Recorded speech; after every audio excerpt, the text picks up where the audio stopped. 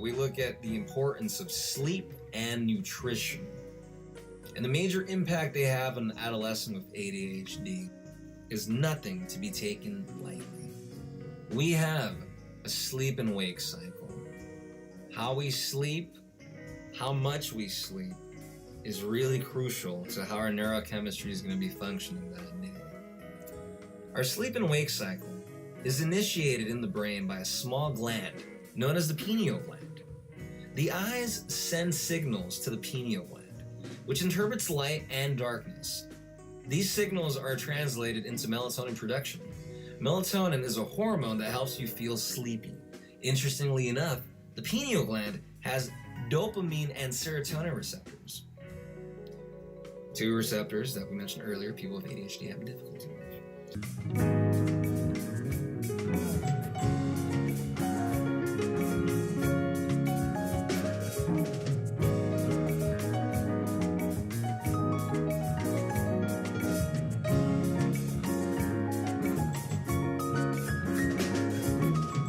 Within the pineal gland, dopamine can halt the effects of norepinephrine. When dopamine then interacts with its receptors, it inhibits the effects of norepinephrine, which means a decrease in the production and release of melatonin. Remember, people with ADHD lack both dopamine and norepinephrine already. So getting even lower levels of that is really gonna make melatonin be a much lesser quality than it otherwise would be. And on top of that, the precursor to melatonin is serotonin, a neurotransmitter that itself is derived from the amino acid tryptophan. Within the pineal gland, serotonin is acetylated and then methylated to yield melatonin. Synthesis and secretion of melatonin is dramatically affected by light exposure to the eyes. So dopamine greatly impacts our circadian rhythm. Our circadian rhythm has to do with when we fall asleep and when we wake up. Our ancestors, our primitive nomadic ancestors, would rise with the sun and go down with the sun, so to speak. So a lot of how our neurochemistry works still is derived from that. So that's why exposure to blue light and stuff of that nature can really make it difficult for you to fall asleep and stay asleep. And let's face it, a lot of people with ADHD have difficulty with their cell phone, and there might be a cell phone addiction. And the reason because of that is because social media and phones and stuff of that nature increase your reward system, particularly dopamine. So it's kind of like you're just increasing dopamine. So if you didn't know, now you know. Now, in terms of nutrition and food and the gut. Let's introduce now another important concept into the conversation. We introduce now the gut microbiome.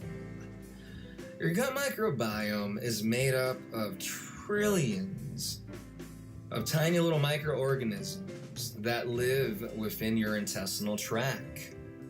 Now, these microorganisms, they're made up of mainly bacteria, and their functions are very important and critical to your overall health. Now you are. So studies, as of the last couple of years, have really demonstrated the importance of the gut microbiome and your brain.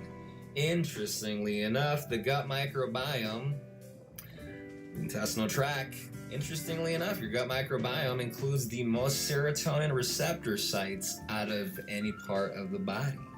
Interesting, right?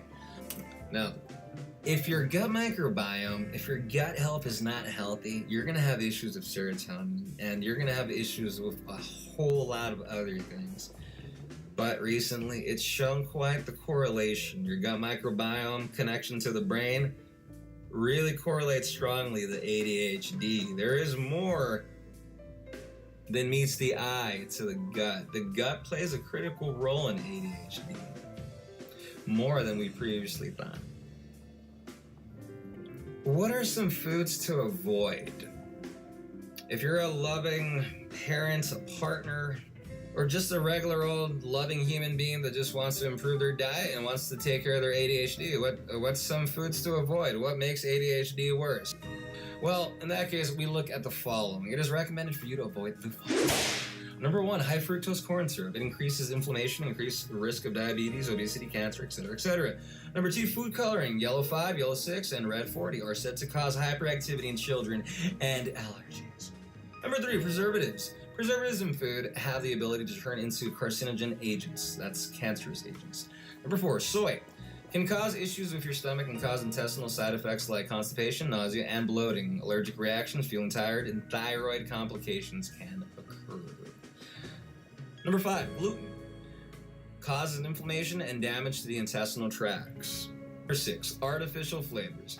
Cause allergic reactions and food hypersensitivity to certain foods.